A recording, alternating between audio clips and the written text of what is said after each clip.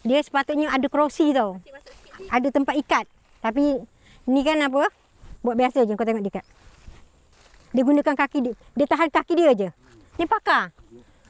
Sudahlah lama kerja dengan Acik kan, dia dah pakar. Kalau timbang pun tak payah timbang, dia pandai agak. 20 kilo, 25 kilo tengok. 26 ikat kata dia setengah tan. Selalunya kalau Acik tolong. Acik tolong dia, bagi dia macam ni. Tapi sekarang tak payah. Dia tak mau.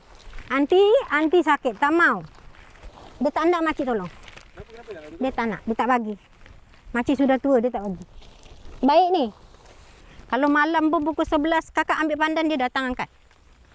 Baik ni. Boleh bagi tahu tak? Ha, tengok dia. Dia pandai anggar.